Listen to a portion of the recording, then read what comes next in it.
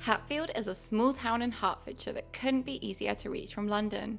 There are direct trains throughout the day from King's Cross to Hatfield, and the journey time is under half an hour. The town's greatest claim to fame is that it is where Elizabeth I spent part of her childhood. To be honest, Hatfield doesn't have a great deal by way of tourist attractions, and so its main draw is Hatfield House, which is most of what I'll be showing you today. Rather fortuitously, while Hatfield Town Centre is around a 15 to 20 minute walk away from the station, the main entrance to Hatfield House and Estate is just across from the train station, meaning that it couldn't be easier to access. Tickets are, to be honest, quite pricey and cost over £20 per person.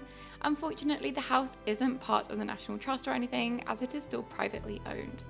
The estate is made up of the gardens, woodland, house and old palace, and the entirety of the operation has some pretty erratic opening times. So the estate itself is open from Wednesday through to Sunday. However, the house is closed on Wednesdays and only the gardens are open. Meanwhile, while the house is open from Thursday to Sunday, the entirety of the gardens aren't open, meaning that you won't get to see everything that the estate has to offer during your visit.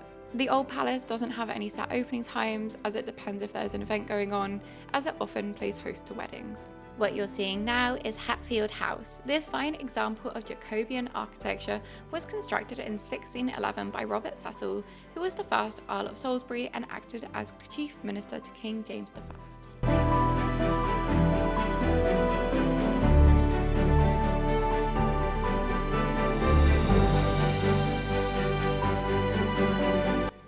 As I mentioned previously, unfortunately we weren't able to see all of the gardens, as a large part of the space is closed when the house itself is open. With this being said, I probably wouldn't visit the house unless it's a beautiful day, as the real appeal of Hatfield House lies in its gardens and surrounding estate. Indeed, the gardens are so beautiful that they've been used as many a filming location over the years. I don't know if you'll recognise this part of the garden, but it was actually used in the Bridgerton scene in the first season, where Daphne and Simon kiss for the first time.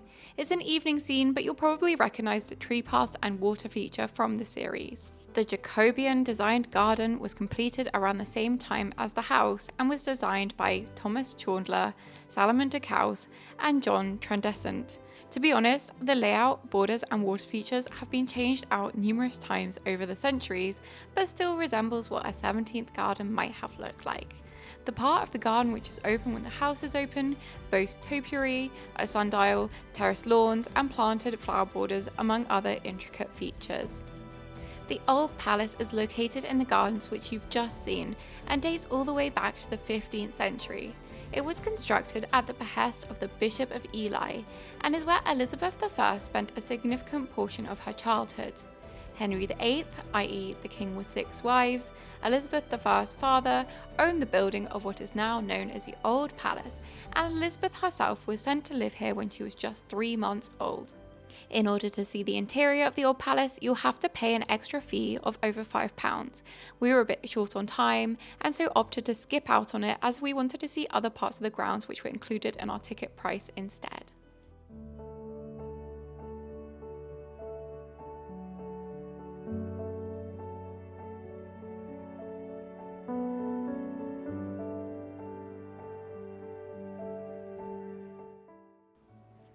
The former coach house has been transformed into a cafe, restaurant and collection of shops, which is just outside of the estate.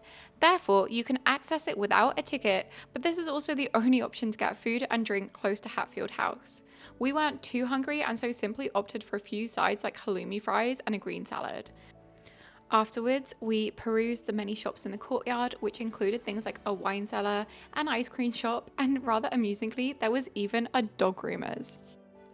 One of the more unique gems on the Hatfield estate is the site of the oak tree where Elizabeth I is alleged to have found out that she was going to become queen.